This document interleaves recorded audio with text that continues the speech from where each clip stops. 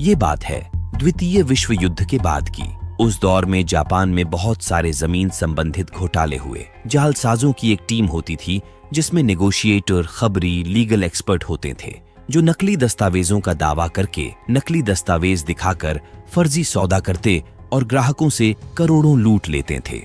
90 के दशक तक आते आते ये घोटाले घटने के बजाय और रफ्तार पकड़ लिए, क्योंकि उतनी ही तेजी से रियल स्टेट की कीमतें आसमान छूने लगी थी। इन घोटालों से बचने के लिए जरूरी दस्तावेजों का डिजिटाइजेशन होने लगा। आईडी वगैरह में इलेक्ट्रॉनिक चिप लगने लगे, जिससे नकली पहचान बनाना मुश्किल हो गया। जमीन संबंधित घोटाले बिल्कुल ना के बराबर हो गए। ऐसे में एक डेढ़ साड़ा सामने आता है और विकसित टेक्नोलॉजी की मदद से घोटालों को अंजाम देना फिर से शुरू करता है। ये उन्हीं भूमाफियाओं में से एक की कहानी है। उस भूमाफिया का नाम है हैरिसन, जो कि फिलहाल तो शिकार का शौक पूरा करने निकला है। काफी देर तक जंगल में राउंड मारने के बाद थककर ये एक जगह विश्राम करने लगे। इनका एक साथी हल्का होने गया, जिसके अगले ही क्षण उसके चिल्लाने की आवाज आने लगी। जाकर देखें तो एक भालू उसका चिरफाड़ कर रहा था। भालू की नजर जैसे ही इन पर पड़ी, वो तुरंत इनकी तरफ दौड़ पड़ा। हैरिसन बिल्कुल भी घबराया नहीं और उस भालू को समय रहते मार गिराया। इस शिकार से उसे ऐसी किक मिली जिसे वो भूला नहीं सका। ये है तकुमी-सन और गोदो-सन, जो कि इस बूढ़े आदमी को ट्रेंड कर रहे हैं। दरअसल ये भूमाफिया पहले प्रॉपर्टी के असली मालिक से मिलता जुलता आदमी ढूंढते हैं, फिर प्रॉपर्टी के असली मालिक का नाम, पता वगैरह सब कुछ याद कराते हैं। सारे दस्तावेज नकली तैयार करते हैं, जो हूबहू असली दस्तावेज से मैच करता है, ताकि जमीन खरीदार को छू न लगा सके। दस्तावेजों पर इनके फिंगरप्रिंट ना पड़े, इसलिए उंगलियों पर फेविकोल लगाते हैं। सब कुछ तैयार कर ये मीटिंग के लिए निकल पड़े। ये सौदा माइक होम्स नामक कंपनी से होने वाला है, वैसे जिस प्रॉपर्टी को ये बेचने वाले हैं। इनकी जानकारी इनके ग्रुप के खबरी टेक्शिता ने दी। इनके टीम का वो खबरी जो इसी तरह के लावारिस प्रॉपर्टी के बारे में पता लगाते रहता है। टोक्यो में स्थित इस प्रॉपर्टी की कीमत तकरीबन 100 करोड़ के आसपास की थी। प्रॉपर्टी के मालिक का नाम शिमाजाकी था, जो बीमारी के चलते हॉस्पिटल में एडमिट थे। घर का कोई केयरटेकर भी नहीं था, मतलब इस पर ये काम शुरू कर सकते हैं। अगले ही पल इन्होंने शिबुया एबिसु और डेकान्यामा के ब्रोकर्स में खबर फैला दिए कि ये प्रॉपर्टी सिर्फ 100 करोड़ में बिकने वाली है। फिर क्या था, खरीदारों के फोन आने शुरू हो गए। इससे पहले कि मौका हाथ से फिसल जाए, माइक होम्स कंपनी ने सौदा पक्का कर लिया। अगले हफ्ते ये रजिस्ट्री कराने वाले थे, मगर उससे पहले उनको प्रॉपर्टी के मालिक शिमाजाकी से मिलना था, जिस पर ये प्रॉपर्टी दिखाकर बहाना बना लिए कि उनकी तबीयत खराब हो गई है, इसलिए वो नहीं आ सके। खरीदार को रत्ती भर सकना हो, इसलिए ताला बदलकर पुराना ताला भी लगा चुके थे। इस बीच इनके टीम की एक और पार्टनर रेको प्रॉपर्टी के मालिक शिमाजाकी का हमशक्ल ढूंढना शुरू कर चुकी थी। एक बुढ़ा मिल भी गया, जिसे किसी रट्टू तोते की तरह शिमाजाकी का नाम, जन्मतिथि वगैरह सब कुछ याद करवाया गया। हैरिसन के इस ग्रुप में उसको लेकर 5 लोग थे।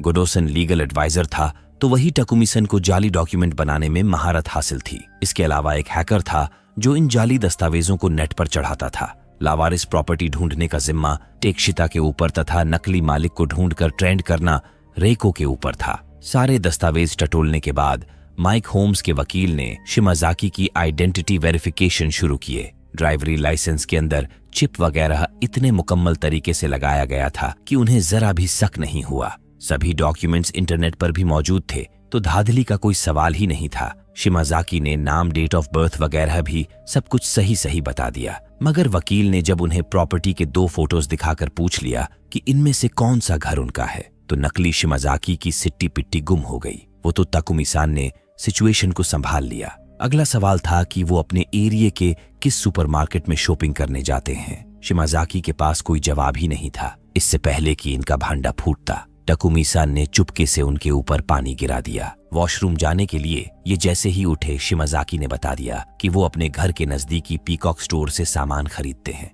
वेरिफिकेशन पूरा होने और डॉक्यूमेंट्स पर साइन मोहर होने के बाद 100 करोड़ रुपए इनके बैंक अकाउंट में ट्रांसफर कर दिए गए। हैरिसन मनी लॉन्ड्रिंग यानी पैसों का हवाला करना वगैरह पहले से ही फिक्स रखता था। इन काले पैसों को वाइट करने को लेकर दिक्कत की कोई बात ही नहीं थी। वैसे इस बार रेको का काम बड़ा ढीला था। अगर उस बुढ़े के कान में टकुमी-सन ने वॉशरूम जाने के बहाने वायरलेस ईयरबड्स न डाले होते और हैरिसन उसे गाइड न कर रहा होता, तो आज ये पकड़े जाते। इस काम के लिए हैरिसन ने सबको 15-15 करोड़ दिए। अब उसे इन छोटे मोटे कामों से किक नहीं मिल रहा था। उसे कुछ ऐसा करना था जिसमें लाशें बिछ जाए। टेक्षिता की नजर में इस टाइप की एक प्रॉपर्टी थी जिसकी कीमत 1000 करोड़ थी। 3200 स्क्वायर मीटर का ये प्लॉट कुआंजी मंदिर से ठीक सटा हुआ था, जिसकी मालिक मंदिर के पुजारी की बेटी थी। मगर सुनने में आया था कि पुजारन अपनी जमीन किसी भी कीमत पर नहीं बेचना चाहती। जो भी हो, इन्हें ये प्लॉट पसंद आ चुका था। इधर उस बुढ़े आदमी को ट्रक से कुचलकर मार दिया गया जो नकली शिमाज़ाकी बना था।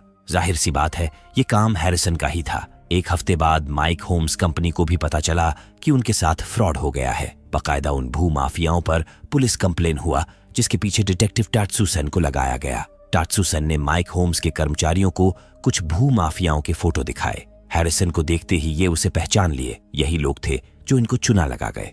वैसे पुलिस रिकॉर्ड के मुताबिक हैरिसन ये काम 80 के दशक से ही कर रहा है। इन्हीं सब झोल जाल में 5 साल की सजा भी काट चुका है। रह गई इनके पैसों की बात, तो अब तक उनके पैसे किसी विदेशी अकाउंट में ट्रांसफर हो चुके होंगे। वहां से हवाला कर भू माफियाओं के अकाउंट में भी आ चुका होगा। उनके 100 करोड़ तो मिलने से रहे, जिस पर माइक होम्स का डेवलपमेंट मैनेजर सर पीट पटकर रोने लगा, क्योंकि 100 करोड़ रुपए कोई मामूली रकम नहीं होते। वही पुलिस जब तक एक्शन में आती, हैरिसन और उसके लोग टोक्यो छोड़कर निकल चुके थे। वक्त के साथ जब माइक होम्स का केस ठंडा पड़ गया तो ये दोबारा टोक्यो लौट आए। अब इनके निशाने पर था पुजारन नात्सुमी कवाई का प्लॉट। पुजारन 45 साल की अधेड़ औरत थी और वो मंदिर ही उसका घर था। 5 साल पहले पुजारन के पति मंदिर के ही एक औरत को लेकर भाग गए। ये बेइज्जती नात्सुमी कवाई के पिता सहन नहीं कर सके और परलोक से धार गए। इस घटना के बाद से पुजारन भी सबसे कट के रहने लगी। मतलब देखा जाए तो पर्जेंट में कवाई बिल्कुल अकेली है। इसके बाद सभी अपने अपने काम पर लग गए। जैसे कि गॉडोसन अंडरवर्ल्ड में खबर फैलाएगा कि ये जमीन बिकाऊ है, वही रेको को जमीन मालकिन का हमशक्ल ढूंढना होगा। पर टेक्षिता पिछले 15 करोड़ से खुश नहीं था। इस काम के लिए उसने हैरिसन के सामने और पैसों का डिमांड किया। हैरिसन मान गया, क्योंकि उसे टीम में कोई लफड़ा नहीं चाहिए था। अगली सुबह से ये कावाई पर नजर रखने लगे। ये है ओरोची-सन, जो कि बाहरी काम वगैरह देखता है। यहाँ से कहानी फ्लैशबैक में जाती है। 2011 की बात है। किसी वजह से परेशान होकर ताकुमी-सान के पिता घर में आग लगा लिए थे, जिसमें ताकुमी-सान की माँ, बीवी और बेटा जलकर मर गए। सब कुछ तबाह होने के बाद ताकुमी-सन ने रोजी रोटी चलाने के लिए हाई सोसाइटी कॉल गर्ल्स को पिक एंड ड्रॉप का काम शुरू किया। ये जो कॉल गर्ल उसके साथ है, उसका नाम है साकी। साकी को क्लाइंट के पास ड्रॉप कर ताकुमी-सन उसके लौटने का इंतजार कर ही रहा था कि तभी साकी के मोबाइल से क्लाइंट ने फोन किया। दरअसल कुछ लफड़ा हो गया था। वहां जाकर पता चला कि साकी मर चुकी थी। उसके गले में बेल्ट बांधकर क्लाइंट कुछ तो कर रहा था, जिससे उसकी सांसें थम गई। वैसे ये क्लाइंट काफी पैसे वाला था, जो ताकुमी-सन को मुंह बंद रखने और साकी के गायब होने की मनगढ़ंत कहानी बनाने के लिए उसे 4 लाख रुपया दिया। बाकी लाश वगैरह ठिकाने लगाने के लिए अलग से आदमी बुला लिया था। ताकुमी-सन के सामने 2 रास्ते थे, या तो वो पैसे लेकर साकी के मिसिंग की झूठी अफवाह फैलाए, या फिर उसका हाल भी साकी के जैसा ही होगा। पैसे साइड कर वो साकी को सीपीआर देना शुरू किया। काफी देर तक मशक्कत करने के बाद उसकी सांसें लौट आई। सामने क्लाइंट को देख उसका गुस्सा 7वें आसमान पर था। ताकुमी-सान उसे सारे पैसे देकर मनाने की कोशिश किया, मगर वो नहीं मानने वाली थी। यहीं पर ताकुमी-सन और हैरिसन की जान पहचान हुई थी। हैरिसन ने उसे अपने साथ काम करने का ऑफर भी दिया था। पर्जेंट में कावाई पर नजर रखते हुए इन्हें 1 हफ्ते हो चुके थे, मगर वो मंदिर से कहीं बाहर जाती ही नहीं थी। सुबह 5 बजे उठकर चैंटिंग करना, फिर झाड़ू लगाने तथा पौधों में पानी डालना, यही उसकी दिनचर्या थी। इन 7 दिनों में वो 1 घंटे के लिए भी बाहर नहीं गई। इन्हीं सब बातों के बीच ओरोची-सान को मंदिर से कोई बाहर निकलते दिखा। वो पुजारन ही थी जो विग लगाकर डिमडाम में कहीं जा रही थी। ये फौरन उसके गाड़ी का पीछा करने लगे। कुछ देर सफर के बाद कावाई एक लग्जरी होटल पहुंची। उसको फॉलो करते करते ताकुमी-सान उस रूम का भी पता लगा लिया जिसमें वो प्रवेश की। अगले ही पल ताकुमी-सान ने उसके बगल वाला रूम बुक किया। फिर जुगाड़ लगाकर उस रूम के अंदर की आवाज सुनने लगा। पता चला कि कावाई के तो कुछ और ही शौक थे। 1 नहीं 5 बंदे उसके साथ थे। उनकी आवाज से ताकुमी-सान मामला समझ चुका था। मौका देख वो रूम सर्विस के ट्राली पर कैमरा लगा दिया, जिससे पुजारन की करतूत इनके सामने थी। मतलब हफ्ते में 1 दिन वो अपने शौक पूरा करने मंदिर से बाहर जाती है। इस बीच ये अपने काम को अंजाम दे सकते हैं। इतने में इनकी नजर वीडियो में मौजूद उस शख्स पर पड़ी जो चुपचाप एकांत में बैठा। ताकुमी-सान ने उसके बारे में भी पता लगा लिया था। वो बंदा इस ग्रुप का होस्ट था, जिसका नाम था कायदे। यानी अगर ये कायदे को निशाना बना ले तो जब चाहे पुजारन को बाहर बुलवाकर अपना काम कर सकते हैं, जैसे कि क्लाइंट को जमीन दिखाना वगैरह वगैरह। वही टेकशिता के डिमांड दिन प्रतिदिन बढ़ने लगे थे। जब देखो तब वो माल फूकता रहता था, मतलब बहुत बड़ा नशेड़ी था। इस बार वो इस काम के लिए 300 करोड़ की हिस्सेदारी मांगने लगा। हैरिसन को तो हर हाल में काम निकलवाना ही था, तो वो उसकी हर डिमांड मानता गया। गुडोसन ने भी दलालों में प्रॉपर्टी के बिकने की अफवाह फैला दी थी, मगर अब तक कोई खरीदार सामने नहीं आया, क्योंकि 1000 करोड़ की प्रॉपर्टी खरीदना किसी छोटी मोटी कंपनी के बस की बात नहीं।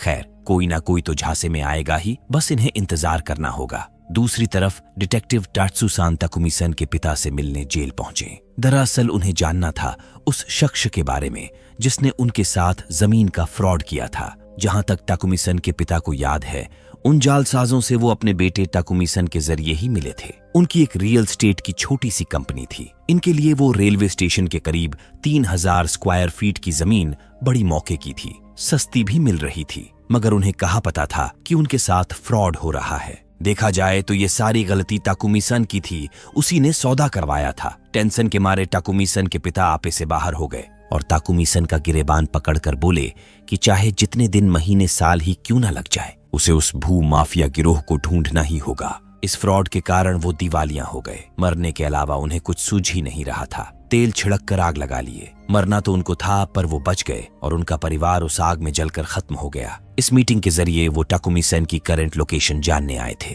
मगर उसके पिता को उसके बारे में कुछ पता नहीं था। डिटेक्टिव टात्सुएसे के हाथ कुछ नहीं लगा। इधर हम ताकुमी-सन को देखते हैं जो अपने हैकर दोस्त नगाई के अड्डे पर पहुंचा। दरअसल उसे प्रोस्थेटिक मेकअप करवाना था। वैसे नगाई था हैकर, पर प्रोस्थेटिक मेकअप का काम वगैरह भी जानता था। उसने ताकुमी-सन का पूरा हुलिया ही चेंज कर डाला। जला हुआ मुंह लेकर वो कायदे के क्लब में काम के लिए पहुंचा। बताया कि वो कायदेसा का बहुत बड़ा फैन है, उनसे इंस्पायर हुआ है, उनके ही जैसा बनना चाहता है। मतलब 3-5 चापलूसी वगैरह जितना भी कला जानता था, सबका प्रयोग करके वो कायदे के क्लब में जॉब हासिल कर लिया। डॉक्यूमेंट्स पर उसका नाम था सुजीसावा केनरो। मतलब उसकी रियल आइडेंटिटी रिवील ना हो, ये भूमाफिया इसका खास ख्याल रखते थे। दूसरी तरफ गोडोसा अपने एक पुराने मित्र टुनटुन से मिले। बताए कि उन्हें 1000 की प्रॉपर्टी बेचनी है, लेकिन कोई खरीदार नहीं मिल रहा। 1000 की प्रॉपर्टी का झोल झाल करना ये माइक होम्स को चुना लगाने जितना आसान नहीं होने वाला।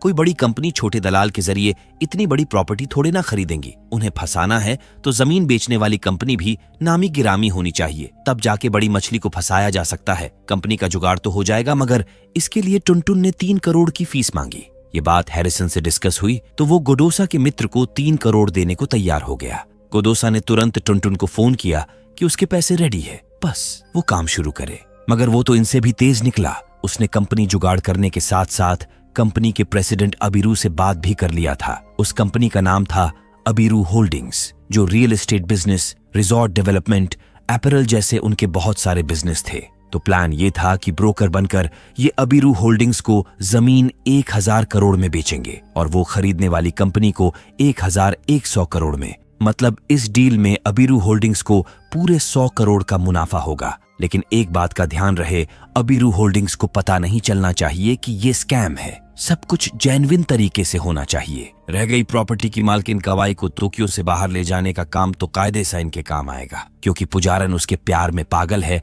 उसके जरिए ही वो इस काम को अंजाम देंगे। वही इनके पार्टनर टेकशिता का कुछ अता पता नहीं था, ना ही वो अपने 300 करोड़ रुपए लेने आया। वैसे अब तो उसका काम खत्म हो चुका था, इसलिए हैरिसन को उसकी रत्ती भर परवाह नहीं थी। सबको पता ही था कि कहीं माल फूक के पड़ा होगा। आज 1 हफ्ते बाद कवाई फिर से क्लब आई। कायदे ने उससे वादा किया था कि आज की रात सिर्फ वो दोनों एक साथ होंगे, मगर ऐन वक्त पर वो ताकुमी-सन को बीच में ले आया। उसका कहना था कि बस कुछ और दिन इसके बाद वो उसे पूरी तरह से अपना लेगा। खैर जो भी हो, इसके दूसरी तरफ गोडोसन और उनके मित्र टुनटुन अबीरू होल्डिंग्स के ओनर से मिले। प्रॉपर्टी की डिटेल्स वगैरह समझाने के बाद बताए कि अबीरू होल्डिंग्स को इस डील में 100 करोड़ का ब्रोकरेज दिया जाएगा। फिर क्या था, डील पक्की हो गई। डील फाइनल होते ही गोडोसन ने टुनटुन को 3 करोड़ रुपए दे दिए, जैसा कि उनके बीच डील हुआ था। मगर इस पैसे को वो इस्तेमाल नहीं कर सका। उसी रात हैरिसन ने उसे मरवा दिया। ये सब वो लाइव देखता था, क्योंकि इससे उसे किक मिलती थी। इधर कावाई से मिलने के बाद ताकुमी-सन हर रोज की तरह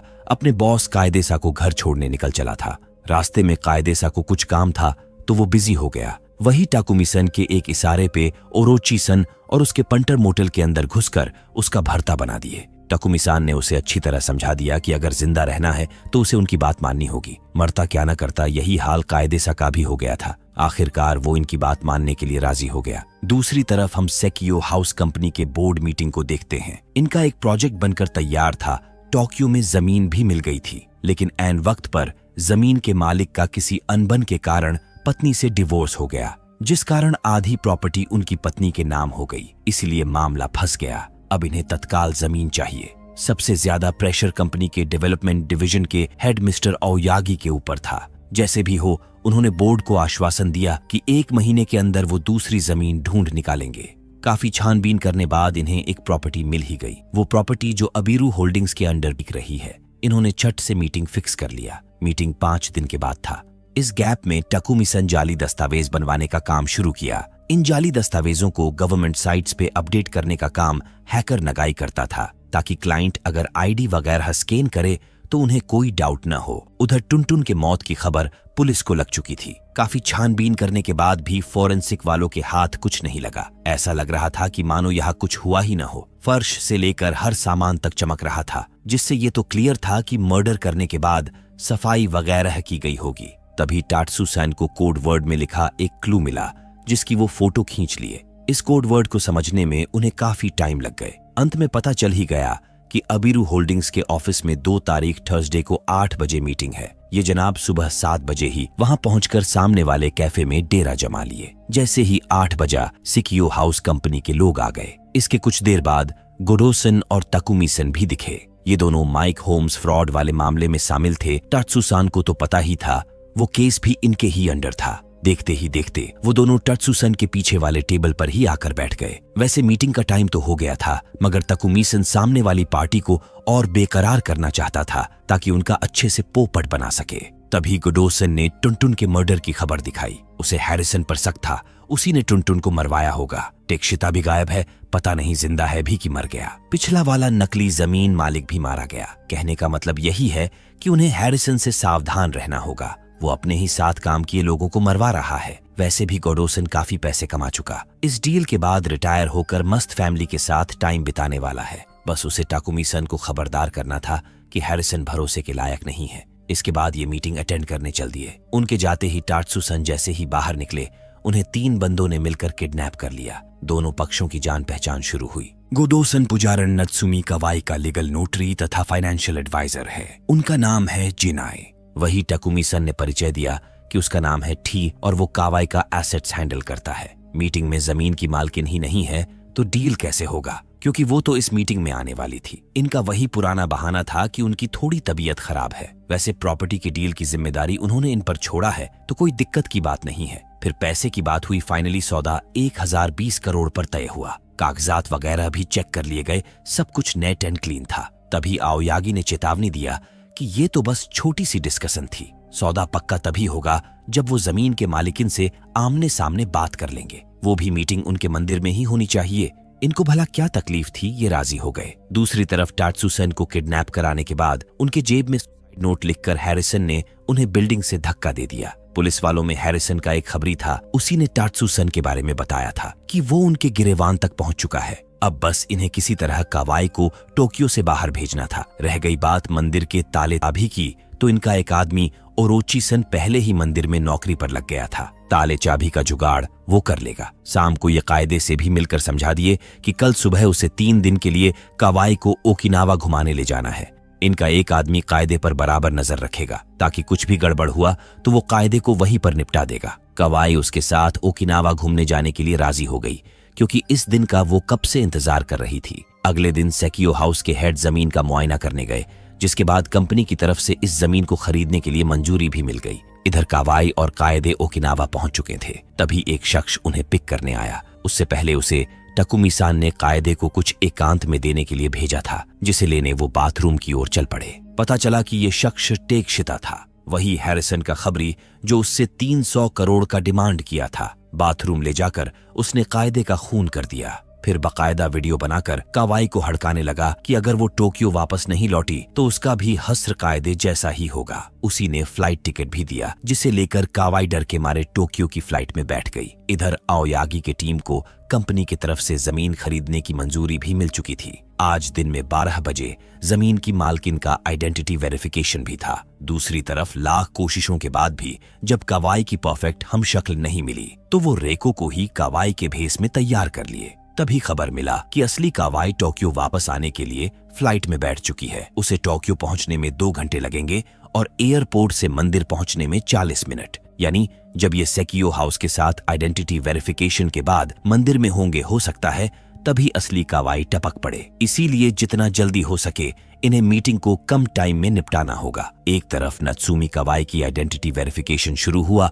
तो वही दूसरी तरफ हैरिसन टेकशिता को पकड़ चुका था। उसने उस पर कोई रहम नहीं किया और जूतों से उसके खोपड़ी का चूरा बना डाला। सेकियो हाउस का नोटरी बड़ी बारीकी से सब कुछ टटोल रहा था। सब कुछ सही होने के बाद कावाई ने नाम, पता, जन्मतिथि, राशि सब कुछ तो बता दिया, मगर एक सवाल में अटक गई। दरअसल सवाल ये था कि कुआनजी मंदिर जिसकी वो पुजारन है वो कौन से सन में बना था। मामला फंसते देख गोडो-सान उखड़कर उल्टा उनसे पूछने लगे कि तुम लोग बताओ कि सेकियो हाउस जिसके लिए तुम लोग काम करते हैं वो कौन से सन में बना था। जब उनको अपने कंपनी, अपने लॉ फर्म के बारे में नहीं पता तो नत्सुमी कावाई को इतने प्राचीन मंदिर की स्थापना के बारे में कैसे पता। इन्हीं सब बहस के बीच टकुमी-सान ने चुपके से जवाब मोबाइल में दिखा दिया और बात बन गई। मगर खतरा अभी टला नहीं था। कावाई टोक्यो एयरपोर्ट पर लैंड कर चुकी थी। ओरोची-सान ठीक उसके पीछे ही था। उसे किडनैप करने और पीछा करने के चक्कर में उसका भारी एक्सीडेंट हो गया। उसे थोड़ी चोट वगैरह आई लेकिन वो सही सलामत बच गया। वही इनके पास मंदिर घुमाने के लिए अब सिर्फ 40 मिनट था। जल्दी जल्दी ये इनको लेकर मंदिर पहुंचे।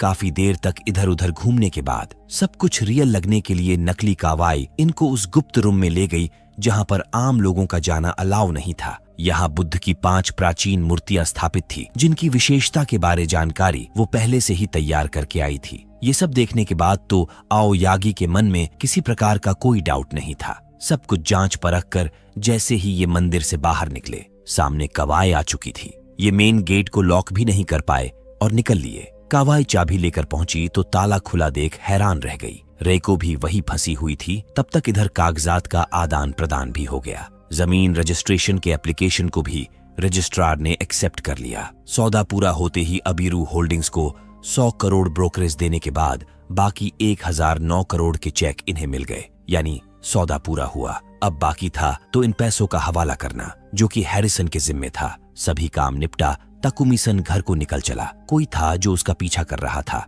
टाकुमी-सन का पीछा करते हुए वो उसके ठिकाने तक जा पहुंची। दरवाजा खटखटाई मगर टाकुमी-सन ने उफ तक नहीं किया। इसलिए वो बाहर से ही बताती गई कि वो डिटेक्टिव कुरामुची है। तुम्हारे परिवार के साथ जिस भू माफिया ने फ्रॉड किया था उसका पता चल गया है। असल में डिटेक्टिव टात्सु-सन और कुरामुची उस केस पर एक साथ काम कर रहे थे। पिछले दिनों टात्सु-सन के एक खबरी का फोन आया कि वो भू माफिया उसे मिल गया है। वो किसी हैरिसन नामी भू माफिया से जान बचाकर फिलीपींस के एक डिटेंशन सेंटर में छिपा हुआ है। वहीं पर एक इंटरव्यू के दौरान उसने हैरिसन की सारी पोल खोल दी, जैसे कि वो जमीन की धांधली कराने के बाद उनसे जुड़े लोगों को मरवा देता है। वो दोनों पार्टनर थे। पैसे को लेकर उनके बीच अनबन हुई तो हैरिसन ने उसकी उंगलियां काट ली। उसके अंदर रहम नाम की चीज नहीं। लोगों को मारते वक्त भी वीडियो बनाता रहता है। टाकुमी-सान के साथ फ्रॉड करने वाला और कोई नहीं हैरिसन और उसका पार्टनर साइकी ही है। कुछ प्रूफ्स रखकर वो चली गई। सावधान भी की कि हैरिसन उसको भी किसी भी वक्त मरवा सकता है। साइकी को हैरिसन के साथ देखते ही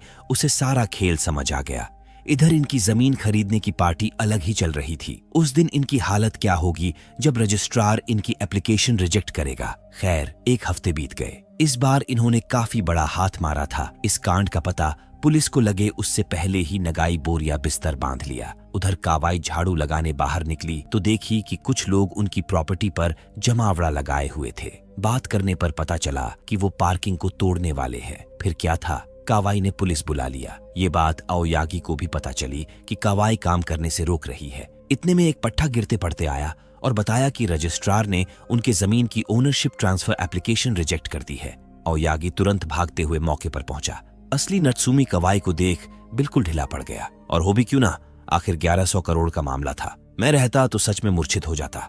आओयागी की ऐसी हालत हो गई कि बेचारा बस के नीचे आ गया। बस उसे रौंद कर चली गई। शाम को तकुमी-सन हैरिसन से मिला क्योंकि ये अगली सुबह देश छोड़कर जाने वाले थे। उससे पहले तकुमी-सन जवाब मांगने लगा कि टेक्शिता को तो मार चुके रेको और गोडो-सन का क्या हुआ। दरअसल हैरिसन उनका भी काम तमाम करवा चुका था।